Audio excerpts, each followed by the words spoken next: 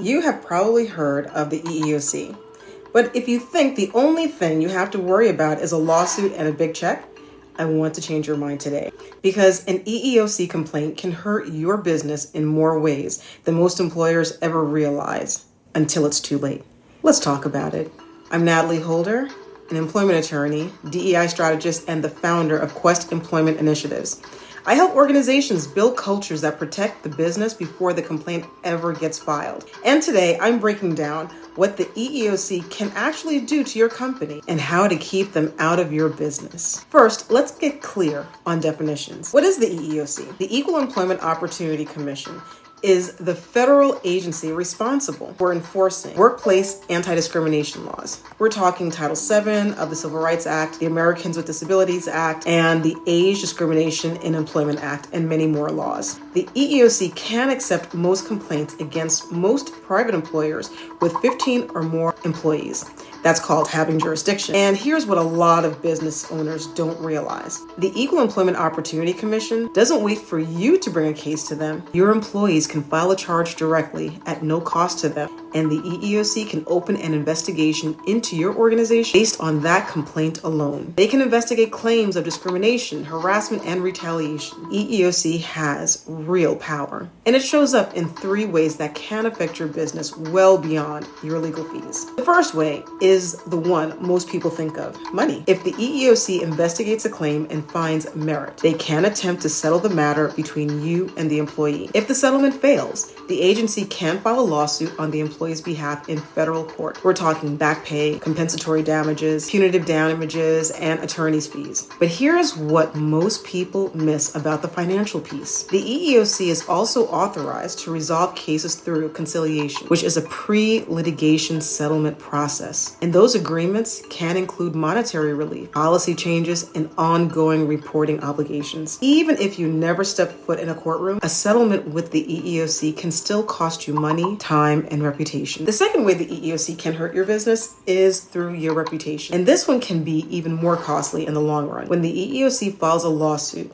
it becomes public record. The agency issues press releases. They name names. Your company's name can appear in news headlines, on the EEOC's website, and across social media before the case is even resolved. Think about what that means for your recruiting pipeline, for your client relationships, for the vendors and partners who are watching how you treat your people. Reputation is currency, and a public EEOC action can spend it fast. And if the EEOC investigates and identifies what they call systemic discrimination, meaning patterns of conduct that affect a class of employees, the visibility is even greater. Those cases attract media attention, shareholder scrutiny, and public pressure in ways that a single settlement rarely does. The third way is one most business owners never anticipate: operational control. When the EEOC settles a claim or wins in court, they can attach conditions to that outcome. Consent decrees are court-approved agreements that require your organization to report to the EEOC on a regular basis, sometimes for years. They can monitor your hiring practices, your promotion decisions, your disciplinary actions. And one of the most common requirements in these decrees is mandatory training. Not the training you designed, not the trainer you chose. The EEOC can dictate that your employees, managers, and leadership complete specific anti-discrimination and harassment training on a cadence that they set. Now, I want to be clear. Anti-discrimination training is a good thing, but there's a meaningful difference between the training that you build into your culture intentionally and training that is imposed on your organization as a remediation measure. The mandated version is less flexible, often more disruptive to operations, and it signals to your workforce and the public that something went wrong. So what do you do with all of this? Here's the good news. Most of what the EEOC investigates starts as an internal complaint that someone didn't feel could be handled inside the organization. That means the best defense you have is a strong internal process. Here's what a strong internal process looks like. 1, have a clear reporting process. Whether it's a hotline, a dedicated HR contact, or a written open door policy, your employees need to know how to report misconduct before they go looking for somewhere else to report it. When people have a trusted internal option, they're most likely and more likely to use it. Number 2, actually investigate the claims that you hear about internally. Nothing destroys faith in a reporting process faster than silence. When an employee files a complaint and never hears anything back, they see no follow-up and they observe no change. They don't conclude that the investigation came back clean. They conclude that no one cared, and they fill the information void with their own narrative. And that conclusion can grow into an EEOC charge. Number 3, close the loop.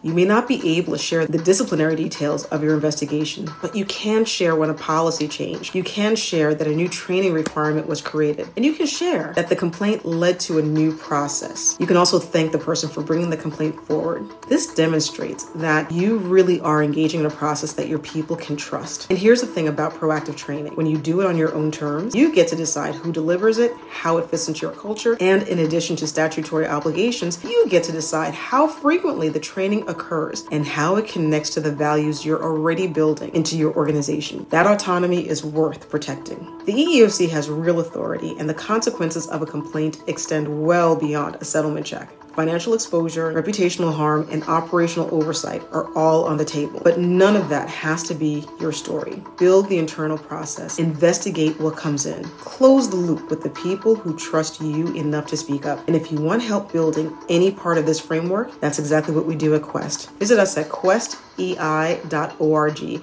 or click on the link below to schedule a call. I'll see you in the next video.